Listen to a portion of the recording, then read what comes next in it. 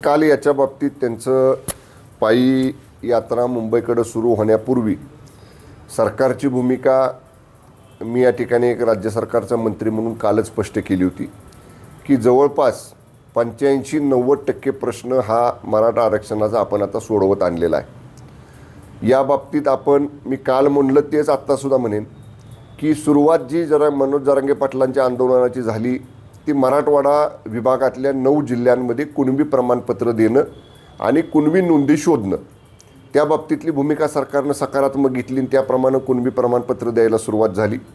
नंतर जरांगे पाटलांनी सांगितले की नुसतं मराठवाड्यात नाही, सगळ्या महाराष्ट्रामध्ये करा।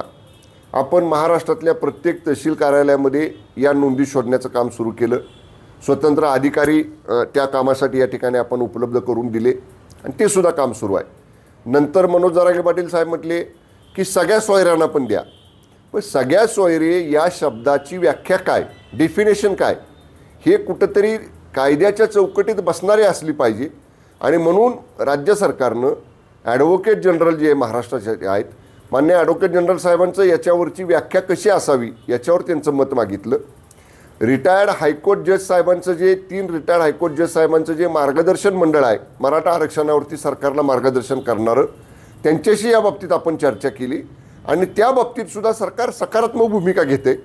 पण अमुक दिवसातच करा, याच तारखेला करा, अशा पद्धतीची भूमिका जर स्वीकारली गेली आणि त्या घाई गडबडीमध्ये आता जरांगे पाटील काय म्हणतायत 54 लाख नोंदी सापडल्यात, त्यांना सरसकट सगळ्यांना एक आदेश काढा आणि प्रमाणपत्र द्या, असा जर आदेश काढला आणि उद्या कोर्टामध्ये तो टिकला नाही, कोर्टानं सांगितलं कागदपत्र न तपासता, व्हेरिफिकेशन न करता, पुरावे न बघता तुम्ही त्याला प्रमाणपत्र दिली आणि जर तो आदेश सरकारनं काढलेला कोर्टानं रद्द केला तर त्याचा विपरीत परिणाम 54 लाख लोकांवर होणार आहे। नुकसान कोणाचं होईल? घाई गडबड केली, व्यवस्थित कायद्याच्या फ्रेममध्ये चौकटीत बसणारा जर निर्णय नाही झाला, गडबड झाली, घाई गडबडीत केला तर त्या 54 लाख लोकांना सफर व्हावं लागणार आहे। म्हणून सरकार व्यवस्थित खबरदारी सगळी घेऊन पावलं टाकताय। माझी परत काल विनंती केली तीच विनंती आजसुद्धा आम्ही करू की सरकारला या ठिकाणी वेळ दिला गेला पाहिजे। जरांगे पाटील साहेबांनी सामंजस्याची भूमिका घेतली पाहिजे आणि मुंबईमध्ये एवढ्या मोठ्या संख्येने यात्रा काढून मुंबईमध्ये जाऊन मुंबईतल्या लोकांची गैरसोय होणार आहे आणि येणाऱ्या लोकांची गैरसोय होणार आहे। कारण मिनटावर चालणारी मुंबई आहे, तिथल्या लोकांचं दैनंदिन जीवन रोजच्या रोज कामावरती आहे, त्यांची गैरसोय कशासाठी करायची? सरकार जर तुम्हाला प्रतिसाद देत नसतं, सरकारने जर तुमच्या काहीच मागण्या मान्य केल्या नसत्या तर तुमची ही भूमिका ठीक आहे ना, सरकार तुम्हाला सकारात्मक प्रतिसाद देते। फक्त सरकारची भूमिका हीच आहे की आम्हाला कायद्याच्या चौकटीत ते बसवायचं आहे, कुठल्या इतर समाजाच्या आरक्षणाला आम्हाला धक्का लावायचा नाही। त्यामुळे सामंजस्याची भूमिका घेतलीच पाहिजे। आणि आज बघा दुपारी 3 वाजता माननीय मुख्यमंत्री महोदय स्वतः या सगळ्या प्रक्रियेचा आढावा घेणार आहेत की प्रमाणपत्र देण्याची गती किती आहे, कुणबी नोंदी शोधण्याचं काम कुठपर्यंत आलेलं आहे, इतर ज्या सवलती आपण देतोय मराठा समाजाला ज्या कधीही मिळाल्या नव्हत्या, माननीय एकनाथजी शिंदे साहेबांचं सरकार आल्यानंतर मोठ्या प्रमाणात मराठा समाजाला सवलती आपण दिल्या, त्या सवलतींची कितपत या ठिकाणी आपण पूर्तता केलेली आहे, त्याच्यात आणखीन कशा पद्धतीनं गती द्यायची। मग एवढं सकारात्मक माननीय मुख्यमंत्री स्वतः असताना अशा पद्धतीला सरकारला वेठीशी धरायचं, राज्यातल्या जनतेला वेठीशी धरायचं आणि ते करत असताना जर समजा काही गडबडीत काही निर्णय झाला तर तो या 54 लाख लोकांवरती विपरीत परिणाम करणारा असू नये, कायद्याच्या चौकटीत टिकणारा असावा, हीच सरकारची भूमिका आहे। सर तुम्ही जसं म्हणताय की आत्ता जे मुंबईमध्ये ते निघाले आहेत मुंबईच्या दिशेनं, त्यामुळे कुठेतरी सरकारमध्ये सुद्धा असणारे मंत्री असतील किंवा सरकारचे घटक असतील हे सुद्धा कुठेतरी नाराज झाल्याचं चित्र पाहायला मिळतंय आणि तो एक वेगळा गट तयार होतो। तो गट होत चाललेला आहे, सर्वांचं एकमत होत चाललेलं आहे की आता जरांगे पाटलांबरोबर सरकारनं चर्चा करू। या बाबतीत मला अधिकृत माहिती नाही। आपल्याला जसं सगळ्यांना कल्पना आहे तसं माझ्या परिवारामध्ये माझ्या मुलाचं लग्न 4 दिवसावरती आलेलं आहे, त्यामुळं गेली 3 दिवस माननीय मुख्यमंत्री महोदयांची परवानगी घेऊन मी गावी आहे। त्यामुळं मंत्री काय म्हणतायत किंवा मंत्र्यांच्यात काय गट पडलेत असं बिलकुल मला तरी वाटत नाही। आम्ही मंत्री रोज एकमेकांच्या फोनवर संपर्कामध्ये असतो। मंत्रिमंडळ युनायटेड आहे, मंत्रिमंडळ माननीय शिंदेसाहेबांच्या नेतृत्वाखाली एकत्र आहे आणि जो निर्णय माननीय शिंदेसाहेब, माननीय फडणवीस साहेब आणि माननीय दादा घेतील तो निर्णय सगळ्या मंत्रिमंडळाचा असेल। त्या निर्णयाचे सगळे मंत्री अंमलबजावणी करतील. पण तणाव तर वाढलेला आहे ना. बिलकुल नाही वाढलेला. आणि मनोज कोण जरांगे. कोण तणाव वाढलाय असं कोण म्हणतं मला सांगा ना. आम्ही आजही म्हणतो, आम्ही चर्चा करतोय, आम्ही काय प्रयत्न केले ते सांगतोय. आम्ही त्यांना एवढंच म्हणतोय, तुम्ही सामंजस्याची भूमिका घ्या. तेच तर आहे. जर का जरांगे पाटील ऐकण्याच्याच मनस्थितीत नसेल आणि त्याच पद्धतीने त्यांची भूमिका घेऊन ते आता पुन्हा मुंबईच्या दिशेने कूच करत असतील, तर ह्यातून सगळं होणारा विस्कळीत जो परिणाम आहे, मुंबई अख्खी थांबणार आहे.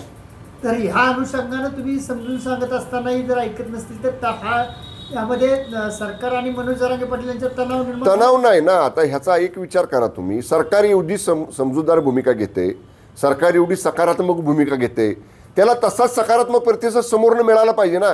त्यामुळं आपण सुद्धा माध्यमाने विचार करा की सरकारची नकारात्मक भूमिका नाही, सरकार चर्चा करत नाही असं नाही. असं असताना अमुक तारखेलाच करा असं जी भूमिका घ्यायची आहे, त्याच्यामुळं ही सगळ्यांचीच थोडीशी त्याच्यामध्ये अडचण होणार नाही. सरकार बिलकुल कुठं तणाव निर्माण करण्याच्या मनस्थितीमध्ये नाही किंवा सरकार कुठेही तणाव होऊ देणार नाही. आज सुरुवात आहे, अजून बराच कालावधी आपल्या हातामध्ये आहे. त्यामुळं लवकरच याच्या बाबतीत आम्ही चर्चा करू एकत्र बसून सगळे, आणि निश्चित ही परिस्थिती कशी हाताळायची याच्या बाबतीत शासन स्तरावर आम्ही योग्य तो निर्णय घेऊ. साहेब, सुनील तटकरेंनी आज म्हटलंय सकाळी की मराठा आरक्षणाच्या संदर्भातला जो मुद्दा आहे त्याचा निकाल किंवा त्याचा पूर्णपणे हे फेब्रुवारीपर्यंत होऊ शकतं. त्याच्यावर मराठा आरक्षण देण्यासंदर्भात आपल्याला वाटतं का की फेब्रुवारीपर्यंत हे होईल? नक्की होईल. दोन गोष्टी त्याच्यामध्ये आहेत. 24 तारखेला क्युरिटी पिटिशन लिस्टेड झालेलं आहे सुप्रीम कोर्टमध्ये. त्या बाबतीत सुद्धा मी मराठा आरक्षण मंत्रिमंडळ उपसमितीचा सदस्य आहे. आम्ही कायदेशीर तज्ज्ञांशी मी मुंबईवरनं इकडे येण्याच्या अगोदर आम्ही चर्चा केली. कुठले मुद्दे हायलाईट करायचे, जे मागच्या रिव्ह्यू पिटिशनमध्ये राहिले ते कशा पद्धतीनं आपण प्रभावी मांडायचे, ही जी सगळी आमची तयारी झालेली आहे. आमची लॉ टीम, आमचे सगळे सिनियर ॲडव्होकेट्स ते काम करतायत. आम्ही सुद्धा वेळोवेळी त्याच्यावरती सुपरविजन करतोय. क्युरिटी पिटिशन हा एक पर्याय आहे. आणि दुसरा, आपण मराठा समाजाला आरक्षण देण्यासाठी माननीय मुख्यमंत्री महोदयांनी सांगितले जे विशेष अधिवेशन बोलवायचं आहे, म्हणजे जे आता प्रमाणपत्र देतोय आपण ते, ज्या कुणबी नोंदी सापडत आहेत ते, इतर जे सगळे महसूल यंत्रणेमार्फत सगळी कागदपत्र तपासायचं जे काम सुरू आहे, त्याचा एकत्रित अहवाल हा मंत्रिमंडळापुढे येईल. आणि फेब्रुवारीमध्ये विशेष अधिवेशन बोलवायची घोषणा माननीय मुख्यमंत्री महोदयांनी विधानसभेत केलेली आहे की फेब्रुवारीला आपण विशेष अधिवेशन बोलवणार आहे याच विषयासाठी. आणि कालही CM साहेबांनी सांगितलं, आजही सांगितलं की फेब्रुवारीमध्ये मराठा आरक्षण विषयासाठी आम्ही स्वतंत्र अधिवेशन बोलवणार आहे. एवढं सगळं असताना आता महिनाभर थांबून, आणखीन 1-1.5 महिनाभर थांबून वाट बघायला काय हरकत आहे? सरकार नाहीच म्हणत असतं, सरकार ऐकूनच घेत नसतं, सरकारनं त्याला प्रतिसादच दिला नसता, तर अशी भूमिका ठीक आहे ना. पण सरकार सकारात्मक आहे. सरकार एवढं क्लियर तुमच्यासमोर सगळं सांगतंय. आणि तटकरे साहेब म्हणजे ते योग्य आहे ना, फेब्रुवारीच्या अधिवेशनामध्ये होणार आहे याच्यावर निर्णय. थोडं थांबलं पाहिजे, कुणाला वेटीशी धरण्यात अर्थ नाही. साहेब, तुम्ही काल पण म्हटलं की मनोज जरांगेंशी तुमचे संबंध चांगले आहेत. मनोज जरांगे सुद्धा एकदा म्हटले की शंभूराजेंचे शब्द मी बऱ्यापैकी ऐकतो, त्यांनी जर विनंती केली तर मी ऐकतो. मात्र त्यांना आत्ता तुम्ही विनंती कराल का की फेब्रुवारीच्या अखेरपर्यंत आपण थांबा, पुढे जाऊ नका मुंबईच्या दिशेने? मी त्यांना याच्या अगोदरच 2 दिवसापूर्वी त्यांना फोन केला होता त्यांच्या तब्येतीची चौकशी करायला. आणि मी त्यांना सांगितलं की दादा, तुम्ही तुमच्या तब्येतीची काळजी घ्या. आंदोलन करत असताना पहिलं तुमची प्रकृती सांभाळा. कारण आता मी त्यांना म्हणलं 80-90% जे काम आपण करत आणले ते तुमच्या पुढाकारामुळे झालं, तुमच्या प्रयत्नामुळे झालं, हे देखील मी त्यांना बोललो. आणि त्यावेळी मी त्यांना विनंती केली होती की तुम्ही थोडासा अजून ह्याच्यावर विचार करा, सामंजस्याची भूमिका घ्या. एकदम एवढ्या पद्धतीनं मुंबईला येण्याची आवश्यकता नाही, अशी त्यांना विनंती मी ऑलरेडी केलेली आहे.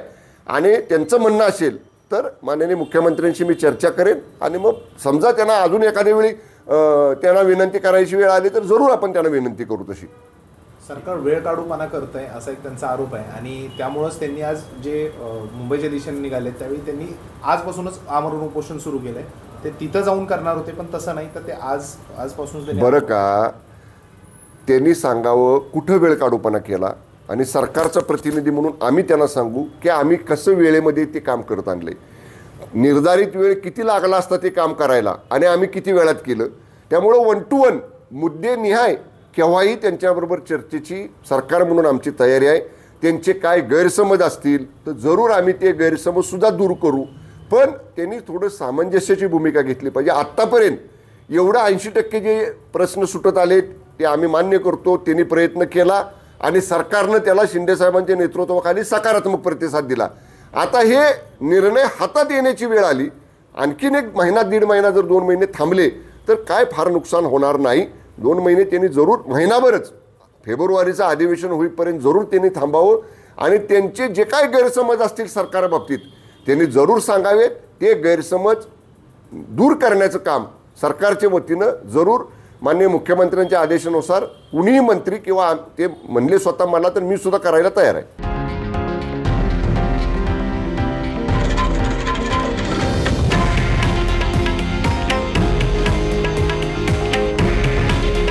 हे आहे देशातील नंबर 1 न्यूज नेटवर्क आणि आपण पाहत आहात TV9 मराठी. काळजी तुमची, हित महाराष्ट्राचं.